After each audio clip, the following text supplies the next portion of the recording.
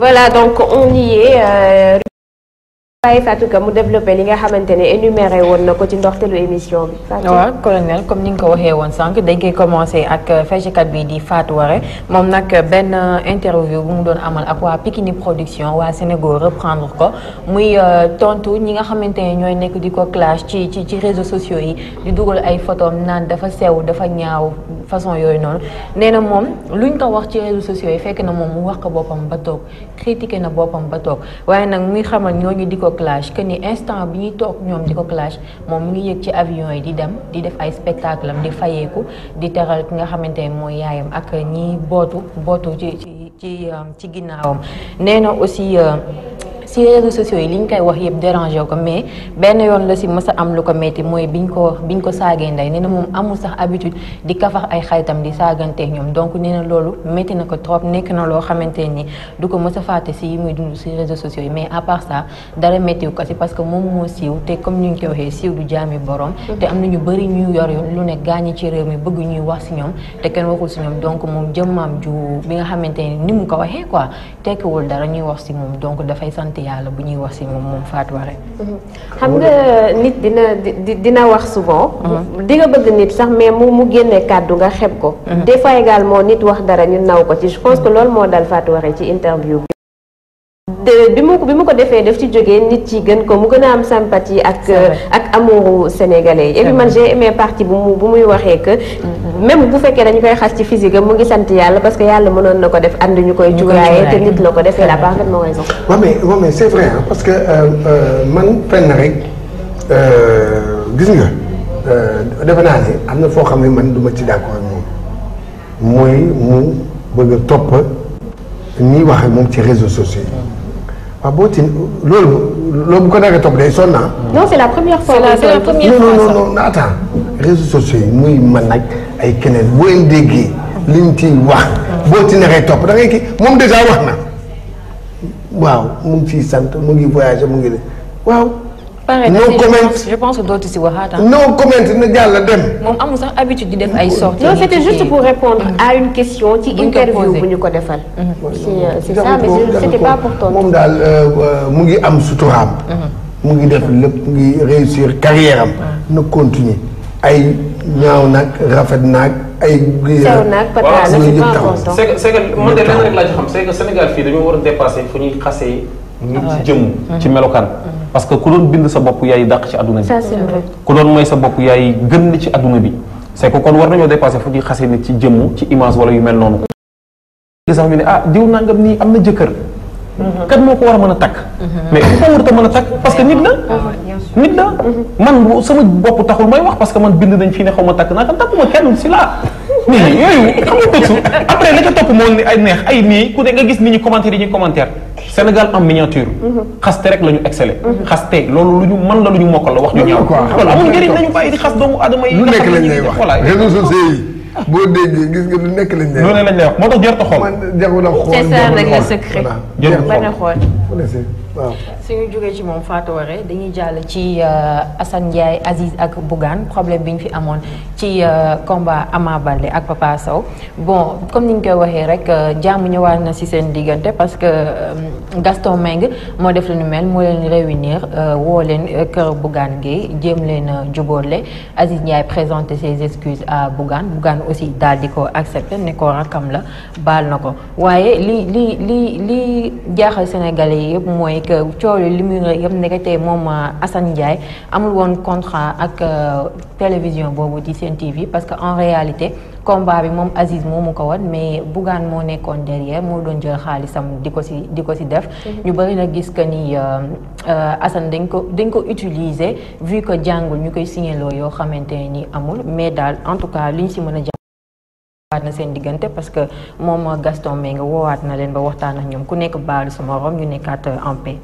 non c'est que xam nga man li ma ci wax leen na rek la mooy saluer démarche Gaston Mbengue. qu'on se dise la vérité. parce que demoon na ba ñànga wax yi booy dégg côté bi di wax dem na ba ñàng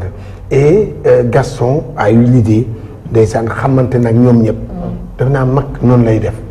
et pour dire la vérité c'est pas parce que mais c'est pas pour la première fois Gaston di jubóole quel que soit la ñu mën a wax Gaston nii nangam waaye nag ci côté boobu dama ci gis ne que day koy réussir di def noonu je pense que na jàmm am parce que tôt ou tard ñoom ñoo bokk milieu bi kii télé la yore kii promoteur de lutte la ñoom ñaar noo def dañuy bokk xam nga jaru ko bon yenn yi jaru ko fii ba di kii noonu te et puis tamit nit buy wax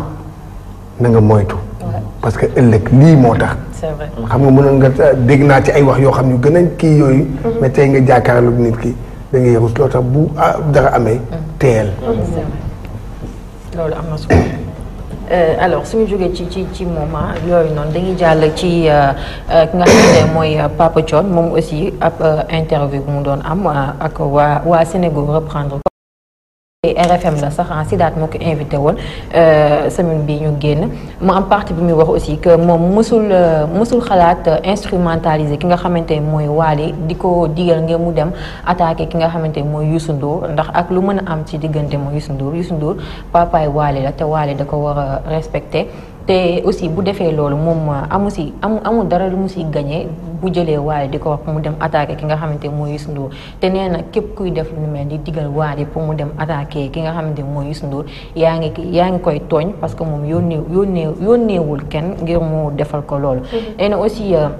mi ngi ko laajee ne ko lu tax mu waxoon journaliste boobu ne que moom moo tere Wally pour mu dem ci berceau Youssou Ndour bi mu ne journaliste bi da ko posé question boobu ngir bañ polémique am mu ne ko maa tey je mets entre guillemets moom Papa Thione moo wax loolu mu ne ko maa tey juste pour bañ mu polémique parce que aussi sonnoon na ci waxu Thione Seck Youssou Ndour Wally moo tax mu répondre ko loolu juste pour journaliste bi jàll ci beneen question parce que nee na aussi dafa seetlu que Wally dafa doon tuddee Youssou Ndour ay soirée à chaque fois Youssou Ndour du ñëw du yónnee du def benn réponse aussi Bercy bi Wally demoon ñu gis que Wally invité woon na Youssou Ndour mais même chose Youssou Ndour n'a pas répondu à l'invitation te bi Wally jëlee photo Youssou Ndour def ko ci ginnaaw ci scène bi nit ñi dañ doon wax que da koo def pour kokkali ko loolu moo tax moom après mu woow di tuddee Youssou Ndour ay soirée yu ni mel ndax bu continuer noonu mën nañ dem ba ñu foog ne da koy dig mbagg alors que tel n'est pas le cas. ñu aussi Wally su waxee ne dafa bëgg def lu raw li fi Youssou Ndour def il am na si droit parce que ku nekk da ngay ñaan di dépasser lu fi sa morom def ba fi donc Wally am na droit wax que dafa bëgg dépasser Youssou Ndour su ko waxee. lenn rek laa ci jàpp ci foofu. Je ne sais pas musuma fekkee ne ni Thione Seck a fait émission bu extraordinaire ak ci émission boobu il a fait une bonne communication man dama ko déglu ci oto laa nekkoon déglu ko ba mu jeex il a fait une très bonne communication ñii nga xam ne sax dañ doon di naan Thione Seck dafa ba bi ñu déglu loolu dañ ne non vraiment Thione a bien parlé. Effectivement. Premièrement, le fait que mu ñëw foofu. grandeur. Deuxièmement, la façon dont Thione li mu doon waxee. ak li mu wax teg lépp ci ko table bi.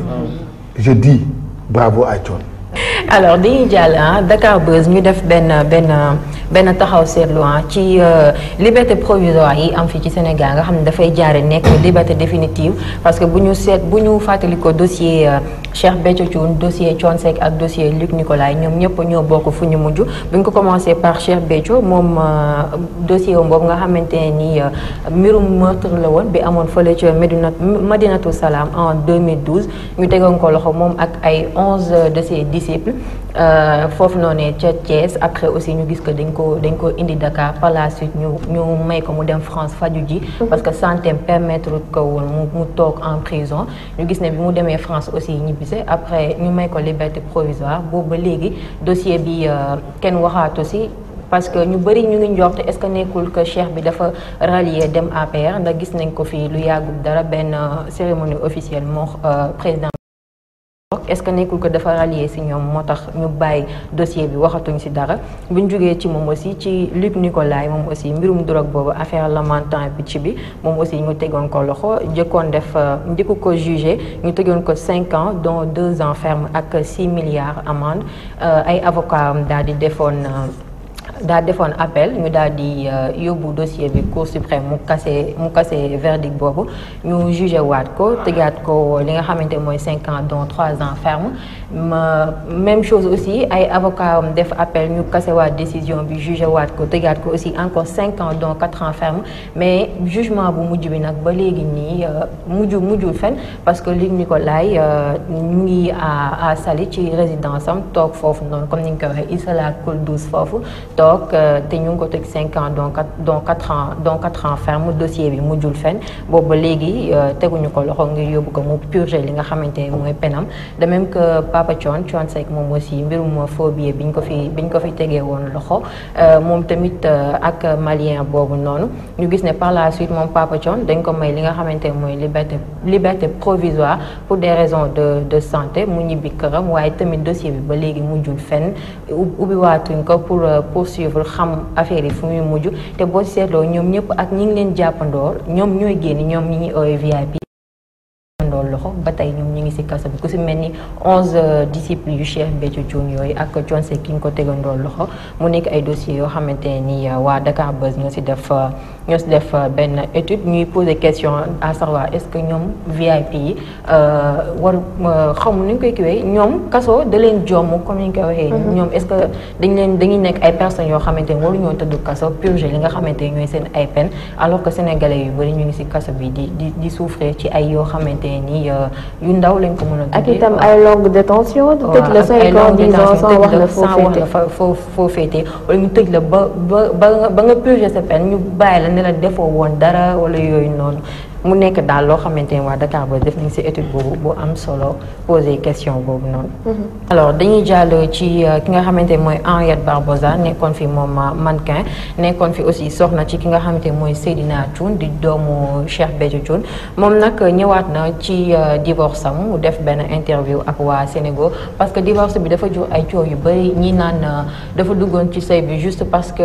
Seydina dafa am xaalis ak yu ni mel mu ne moom dafay commencer juste par dire que mësul dugg ci relation ngir par intérêt ngir alal ak yu ni mel relation bu muy dugg da ci sàkku li nga xamante mooy stabilité te bu ko amul ci relation dafay préférer bàyyi mu sedd te nee na stabilité bi mu doon wër amu ko ci sëyam boobu loolu moo tax mu divorcé ndax tout le temps dañ doon am ay problème moom ak ki nekkoon borom këram te tout le temps aussi doon na def tout son possible pour problème yooyu ñu régler ko mais dafa gis ne problème yi c'était des problèmes yoo xamante mënuñu ko woon régler te bu ñu continuer woon mën na leen jural leneen loo xamante ni du nekk jàmm loolu moo tax mu teel a abandonné daal di bàyyi mu préféré divorcer ak nga xamante ni mooy borom këram di Seydina Thioune mais nee na bu ñu jàpp ne xaalis moo ko dugal ci Seydina Thioune ndax Seydina moo ko gis bëgg ko mu doy ko mu daal di ko takk de relation. d'accord xam nga topp ay wax ba di dem di weer sa bopp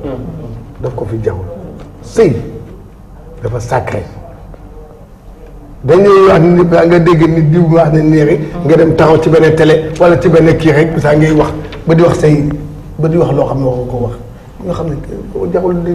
di génn ci kii en public. kon dee coono sama yaa tàgg sa bopp parce que li xew ci kër yi moo xew ci yeneen kër rek. yow doo dem toog yow doo toog sa toog. c'est ça. nga toog sa toog bàyyi noonu xaar. jeex na de. ba xaar keneen ñëw. nga nekk fi di wax de di indi yaa ngi di wane sa bopp di wax léegi ñëpp sa monde bi yëpp ñëpp xam nañ nu mu demee doo bàyyi noonu. d'accord da ngay bàyyi noonu. merci coach et merci dañ koy jeexale ak ki nga xamante ne mooy Aly Ngouille Ndiaye moom nag je pense que semaine bi yëpp moo def moom toj la def buzz comme ni nga ko waxee. non moom toj la def non loolu sax duñ ko kii xoolal ñëpp Sénégal ñii de ñëpp xam nañ lu mu def gis nga loolu sax dañ koy kii ma ne. waaw li mu def erreur bu grave la def. léegi duñ ko wax ñi ko seetaanul kii wala. toj la def. d'accord moom dañ ko invité woon de 2STV émission boobu noonu di carte sur table te Pape Alé Niang di ko def mu ne nag moom il a la ferme intention de liggéey ngir tegaat ki nga xamante ni mooy président Macky Sall en 2019 en plus au premier tour te nee na ñi nga xamante ni amuñu carte pour def kéemtalaay kàttanam utal leen carte bu nekkee ne ñoom président Macky Sall la ñuy voté mu taxaw ngir seen carte génn ndax ñu mën a dem élire ki nga xamante ne mooy président Macky Sall en 2019 te nee na loolu su ko waxee war nañ ko mën a moom moo ko wax en tant que ministre de l'intérieur. De ce fait waa PDS ak ñeneen ak ñeneen ñu bëri nee nañ ki nga xamante ne mooy Aly Ngouille Ndiaye dafa war a tekki ndombal tànkam te ñoom du ñu accepter benn partisan d'un candidat di organiser élection présidentielle. Et ils ont entièrement raison parce que ku neutre ku lañu Aly Ngouille Ndiaye nii mérité wul nekk ministre de l'intérieur yow yaay organiser élection kuy organiser élection da ngay neutre am na wax est-ce que xool na liiraatal phrase boobu mu wax ci commencement bi. nee na j'ai la ferme intention de travailler pour que le président Macky Sall gagne au premier tour l'élection. dégg ngeen wax boobu est-ce que il mérite une démission dafa mériter démission non c'est que parce que bu lu tax parce que yow mi da ngay yow ndey ji seex nga da ngay tëddee njaxanaay organiser def da nga mës a dégg man pour la première fois ma dégg un ministre de l'intérieur def sortie bu mel noonu wax boobu li ma doon wax ci Thione a fait une bonne communication kii il a fait une mauvaise communication et démocratie au Sénégal fi mu toll ba ñëpp di koy naw yàq na ko. te à défaut qu'il démissionne parce que je pense pas qu'il le fasse au moins que njiital réew mi teggi ay nombre Macky Sall pour apaiser champ politique. Macky Sall nag lii parce que liñ doon demandé lan moo tax ñu jëlee fa Daouda Diallo du loolu la. kii nag moo def kii nag moom def na kii nag moom waxuma loolu sax Daouda Diallo de boo moom deful lii. deful lii moom franchement. waaye kii nag moom ay carte d'identité la joxewul woon. waaw xam naa nag. voilà c'est que Macky sax du ko dàq li tax du ko dàq mooy. mais pour apaiser au moins champ politique bi. non Macky li mu bëgg muy am beneen mandat moom loolu la ne noppi na def kéem tolluwaay kàttanam ngir Macky am ko kon kay Macky du ko dàq. yaa ngi dégg léegi moom bii la mu wax dafa nekk loo man nag yàlla dafa def sax bi mu koy wax keroog ma koy déglu. ma seetaan ko. maa ngi ko doon seetaan ak Ousseynou Sall mais dafa wax rek moom si boppam moo njëkk ne waa ji daa mel ni mu commencé tonton moom mer mi ngi ciy commencé parce que ni nga ko laajee ak ni muy commencé di wax nga xam ne fi mu ne nii nag mi ngi waxee noo xam ne nii bon du naturel boo ko dee xam di nga xam ne moom du nit yooyu. dafa wax nag ba wax loo xam ne nii waru ko woon a wax. yaa ngi dégg mu ne moom képp koo xam ne daal ànd ak moom dina def le tout ba nga jot sa carte ni mu ko defoon ci élection yi bu ko defee nag mu ne su ma waxee dëgg de wax dëgg yàlla li mu bëgg mooy Macky Sall amaat deuxième mandat. loolu moom moo ko wax du ñu ne kenn moo ko netta ndax Sénégal nag dëkk la boo xam ne loo wax ñu ne di waxu ko nangam man maa ko seetaan en direct mu wax loolu ma seetaan donc ak nit. kii yaa ma gën a dégg wolof ferme intention de réélire Macky Sall wax ko ci wolof. waaw moom li mu wax foofu nee na am na yéene boo xam ne ni yéene bu wér la. non attends. nee na def kéemtalaay kàttanam. waaw intention xam nga intention moom mooy yéene bi nga xam ne nit am ko rek. waaye dañ ne foofu am na yéene boo xam ne yéene bu wér la boo xam ne nii mooy fal ki nga xam ne nii mooy njiitu réew mi mu amaat beneen mandat toogaat ci bopp réew mi. am na yéene. waaw comme arbitre bi nga xam ne day kii yow sportif nga waaye xam nga ne doo dem mukk ci terrain nawetaan yi boo taxawee ca fa yow war a joxe coup d'envoi bi nga ne am naa yéene ay see jaxaay daan ay see nangam boo ko waxee ñu jéem ñu ne la gënal doo arbitrer affaire yi loolu nag lu opposition bi di demandé te loolu am nañ ci plein droit. Sénégal nag dëkk la boo xam ne naqari naa waxee loo wax ñu jëmale ko fenn mais am nañ plein droit ci nit taxaw ni kii doyuñu. parce que tamit moom Macky Sall taxawoon na fii daan ne carrément Ousmane Ngom ñii nangam diw doyuñu pour mu amalee élection. ça c'est vrai ba Ablaye Wade fal xaw ma kii. c'est vrai donc Fatou Kane ñu lay remercier bu baax a baax.